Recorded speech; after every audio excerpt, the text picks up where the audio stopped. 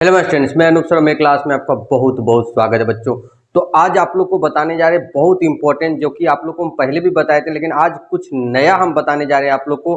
तो पूरा वीडियो को ध्यान से देखिएगा और जो भी क्वेश्चन आंसर हम आप लोग को बताएंगे, हमको लगता है मोस्टली चांस है कि वो एग्जाम में जरूर आ जाएगा।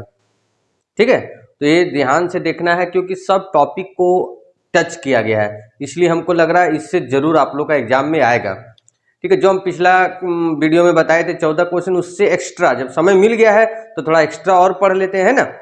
जब एग्जाम में समय मिल ही गया है थोड़ा सा और आप लोग को आंसर भी बना के दे देंगे हैं, लेकिन इस बार थोड़ा सा डाउनलोड करने का जो प्रोसेस है वो थोड़ा अलग तरीका से है। तो आप लोग पूरा वीडियो को देखिएगा ध्यान से, लास्ट में आप लोग को बता भी देंगे कि कैसे कैसे आप लोग को वीडियो डाउनलोड करना है। लेकिन अभी हम लोग किस विषय पर चर्चा कर रहे हैं? अभी हम लोग इस विषय पर चर्चा करें कि क्या क्या टॉपिक पढ़ना है। ठीक है, अगर मान लो आप लोग अपने अपने स्तर से भी अगर स्टार्ट करना चाहते हैं पढ़ना, तो क्या क्या टॉपिक पढ़ना है, क्योंकि समय हम लोग का बहुत कम है इसमें। पिछला बार भी हम लोग का एग्जाम उल्टा पुल्टा चला गया है।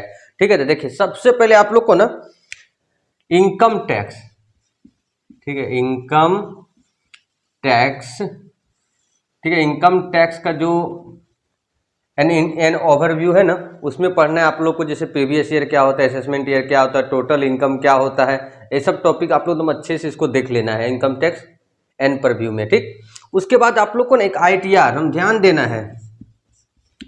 आईटीआर के बारे में पढ़ लेना है पूरा। आईटीआर के बारे में क्या पढ़ना है? ठीक है, आईटीआर के बारे में हम लोग को पढ़ना है कि ऑनलाइन कैसे फिलिंग किया जाता है, ई फिलिंग और मैनुअल फिलिंग में क्या अंतर है, ई फिलिंग और मैनुअल फिलिंग का क्या एडवांटेज और डिसएडवांटेज है।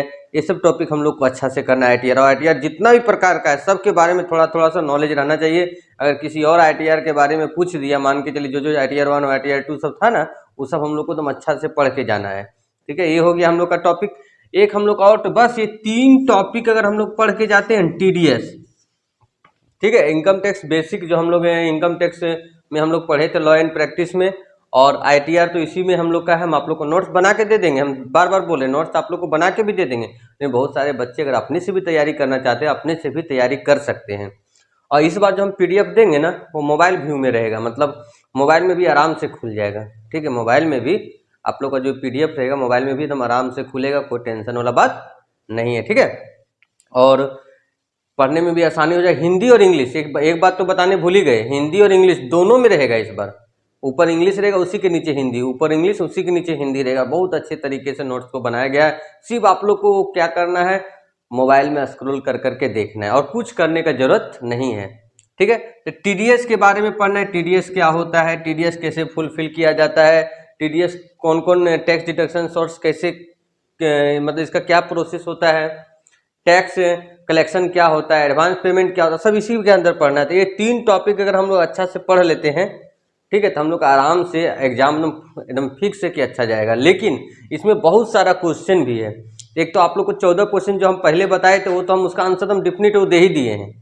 ठीक है, लेकिन और आप कम से कम 14 है ना, 14-15 क्वेश्चन और बहुत अच्छा तरीका से आपको को इसका थोड़ा सा क्वेश्चन बढ़ा दिए, इसका थोड़ा क्वेश्चन बढ़ा दिए।